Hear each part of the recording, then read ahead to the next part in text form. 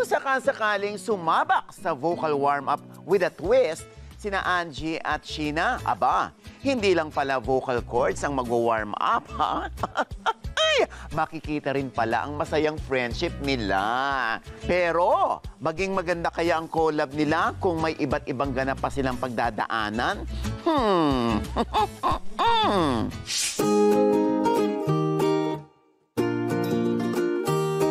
Ayan, ay wala po akong mouthpiece. Oo. Pero sila magaling doon. Tatapos na kayo mag-warm up ng inyong vocal cords, no? Ngayon, nako, eto, andito naman tayo sa KSS Music Studio. Siyempre, sa pagbuo ng kanta, hindi lang naman boses yung kailangan dito, no? Oo, kailangan nyo rin ng mga instrumento. Nung nakita ko po yung mga instruments, basically, sabi ko, ay, may gitara! May mga alam ba kayong tugtugin o gamitin na musical instrument kung saan kayo sanay habang kayo ay kapag gumagana opo. Ako po, gitara. Yun, kapag nagko-compose po ako ng kanta, usually gitara yung ginagamit ko most of the time. Pero hindi pa po yung confident na pwede kong ipakita po yun na ano ko naman. Diba pag tinotono mo at gumagawa ka ng melody, no? Yun po yung, actually, yun po yung pinakamahirap po. Ikaw naman? Same din ako when it comes to composing po, gitara. And sometimes kung alam ko na po yung sa mga tono, sa mga kakantahin ko, ginagamit ko na din po yung ukulele. Ukulele? Drums, wala kayong alam sa drums? Wala pa naman po. Ay, pareho tayo. Kami po, tumingin din mo.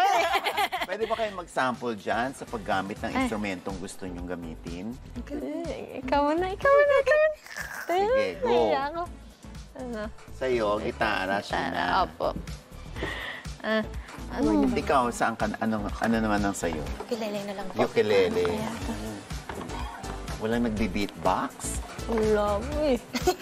Wala po eh. Ginawa ko po yan sa Unloving, pero medyo palpak. Ano muna?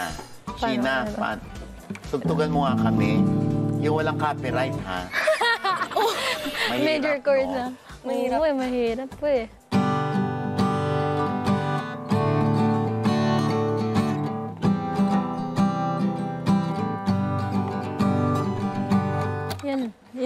Yung major chords. Yung basic major chords. Ikaw naman, paano sa ukulele? Medyo maano po siya, matinis po na tunog. Maala-ala. Maala-ala. Parang ito yung parang mas mataas na tono po ng... Yan, yung ganun. Mas manipis pa po. Saan po? Maging interesado kung matuto ng ukulele. Pag marunong ka mag-gitara, matik yun, marunong ka mag-ukulele? Sa experience ko naman po, kasi nag-ukulele din po ako, yung trouble ko lang sa ukulele, kasi yung major chords po dito, ano po siya? For example, ito. Dito, di ba? Ano yan, D? Diyan yan. D dito is, nakalimutan ko. Ito yata. Yan. So, iba yung positioning niya po. Dito natin naramdaman kung gaano ka-legit na mga musikera talaga itong dalawang ito. Kaya, deserve nyong maging recording artist ng KSS Records. Yeah! At alam ko, kailangan mo talaga ang mga instrumentong ito sa paggawa ng melody ng kantang bubuuin ninyo. Pero teka ha, alam nyo kasi dito sa KSS Universe, hindi basta-basta nakukuha ang lahat. Pag gusto mo lang yan iyon na yan, hindi. Lagi ritong may twist. Oo. Kaya bago ko mapahiram ang mga instrumentong ito, may isang musical exercise ulit tayo. Ha? Sound check muna para sa inyong second ganap. Kaya ibalik nyo muna ang ating mga instrumento sa kanilang mga houses? posisyon. Yes.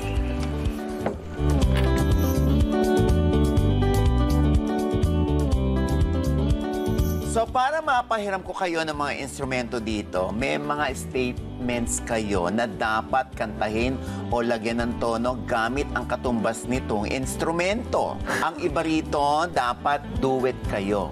Ang iba naman, solo-solo. Kaya pala may duet, may solo, may duet ulit. Parang duet-solo lang naman din yun nandun. So, kunwari, gitara, ang gitara ay dapat duet kayo.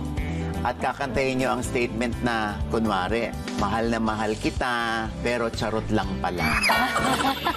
Yung mga statements po, Oo, tapos yung mga gagawa ganon. ng tono. Okay. Sige nga, lagyan mo nga ng tono. Mahal na mahal kita, pero charot lang pala. Kunwari, lagyan mo ng melody. Okay po.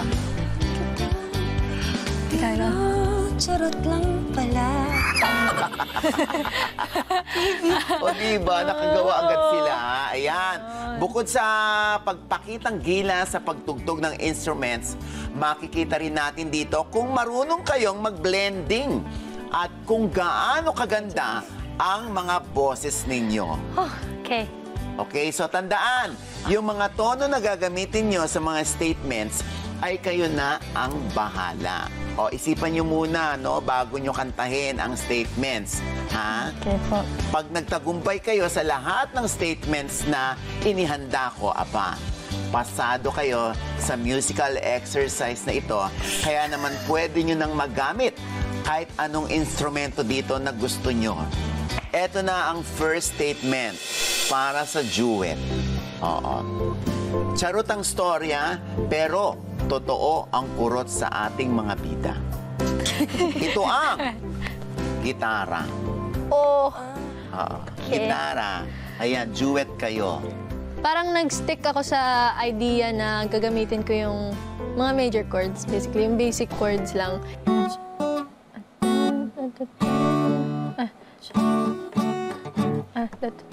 Masakali muna yan, no? So, ano yung sunod na chord gusto mo? Try. Sige. B minor. B minor. Dito, third fret. Actually, it's really easy to think of a tune. I'm so glad then na Sheena is such a natural may she has ears na pag naririnig niya yung isang bagay, alam niya kung anong dapat tono yung ibigay. 1, 2, 3, and...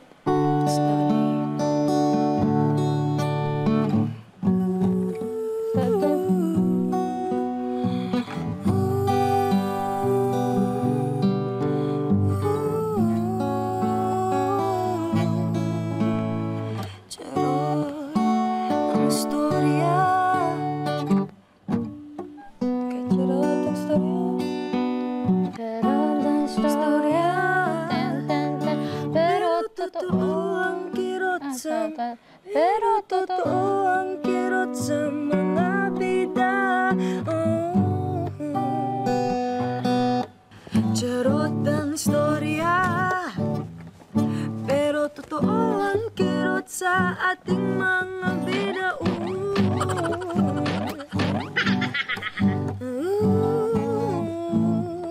Kaya mo na? 1, 2... Charot ang storya, totoo ang kurot sa ating mga bida, oo.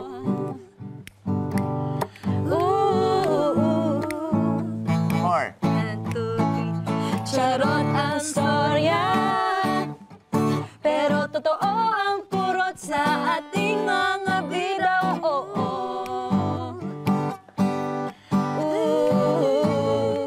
Okay. Pa-fade out, pa-fade away.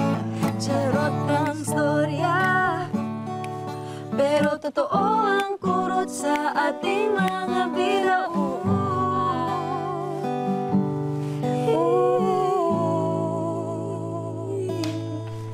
Taray! Ang ganda ng melody, ha? Kinabahan ka doon. Diyos ko, no? Ilang minuto lang yun, nagawa nyo. Eto naman. Kinabahan ka doon. Okay. Gutom na ako. Luto na ba ang sinaing? Gutom na ako. Luto na ba ang sinaing? Oh my God. Gamit ang ukulele. Oh! Okay. I just actually video Meron. kanina. Sige, go. Ayan, gamit ang ukulele, magduduit sila na ang lyrics ay... Gutom na ako. Luto na ba ang sinaing? Mukhang funny yung melody. Gutom na ako. Luto na ba ang sinaing? Okay. Oo. Kapa mo nga muna, Te. Kakapain muna. Aba, mahusay sa kapaan itong si Angie. Tumlago. Paano? Gutom na, ay, taas ba? Gutom na, gutom na. Gutom na, gutom na ako. Luto na ba ang sinay? Yun talaga naalala ko. Gutom na ako. Luto na ba ang sinaing? Yun yung naalala ko. Gutom na ako. Luto na ba ang sinaing? Blend ako. Gutom na ako. Luto na ba ang sinaing? One more. Gutom na ako. Luto na ba ang sinaing? One more po ba tayo? Mas mataas ang tono ko sa inyo. Ang bababa. Akala ko ba mga singer kayo? Luto na ba ang sinaing? One more. Gutom na ako. Luto na ba ang sinaing? Kaya kain na tayo. Nang atay na bangon. Ito pala yun, Ayan, ako. Ang bilis niyo makaano, no? Galing, ano? It was really a jamming session. At the same time then, it's a challenge that, you know, we should finish kasi it was given to us. Ganun talaga. Ito naman. Ang lyrics ay, ang aking natatanging pangarap ay maglaro ng lato-lato. Or lato-lato. Lato-lato. Oh, Gamit lato-lato. ang tambourine. Solo. Solo. Ikaw na yan. Isa-isa kayo. Solo. Sabi ko, di ko alam yung tambourine. Paano ako gawin yun? Alam ko lang yun. Tansan. Pero hindi yung ganun proper instrument talaga. Ang aming natatanging pangarap ay Lato-lato. Tama ba ito? Oo, tama yan.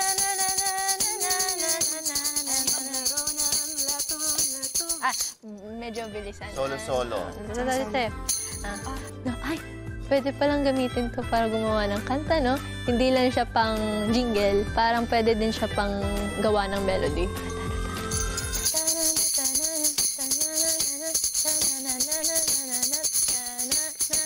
Ang aming natatanging pangarap ay maglaro ng lato-lato. Ang aking natatanging pangarap ay maglaro ng lato-lato. Ang aking natatanging pangarap ay maglaro ng lato-lato. Oh. Ang galing. Naku, na-insecure si Angie bigla, Ay, Sheena, ang galing-galing ni Sheena eh. Ano kaya ang pasabog na tono naman ni Angie? Gamit ang tambourine. Parang hindi ako marunong sa jingle din. Ano. Hindi siya pwedeng drama, no? Kasi may, Tambourine po eh. dapat medyo Bumpy, lively at danceable. Pangarap, ang aking natatanging pangarap ay natatanging pangarap ay ang Ulit. Ang aking natatanging pangarap ay ang maglaro ng lato-lato. Mali pa rin. Ang aking natatanging pangarap ay maglaro ng lato-lato.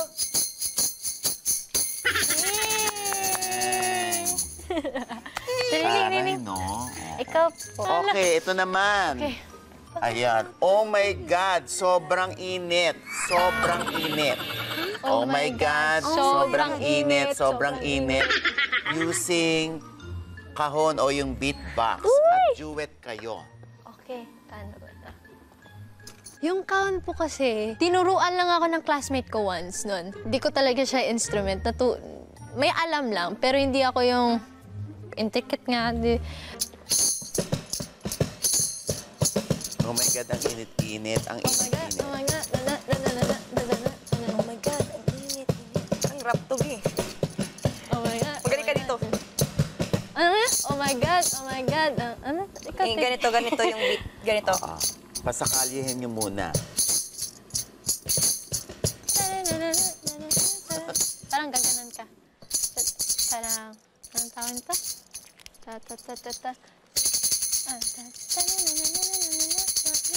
Ganun ang mga composer, no? Paulit-ulit sila hanggang sa Ganun. Tapos makuha nila yung tono.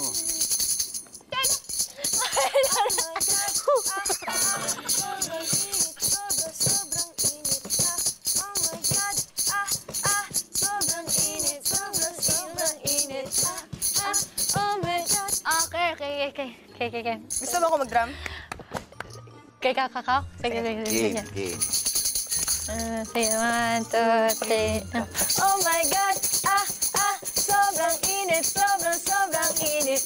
Oh my God! Sobrang init, sobrang init. Successful! Galing. Okay. Na-explore nga namin lahat ng mga instruments and sobrang enjoy at sobrang creative nun. Mukhang marunong talaga kayo, ha? At ang taray, no? Di ba? Yung mga nabubuo yung melody on the spot. Oo, di ba? At dahil nasa inyo na nga ang mga instrumento, gusto kong i-announce sa inyo na ang single ninyo na i-release nyo ay syempre original na gawa ninyo. Kaya ngayon pa lang, gamit ang mga instrumento ninyo, gumawa na agad kayo ng tono ng inyong kanta. Oh my God!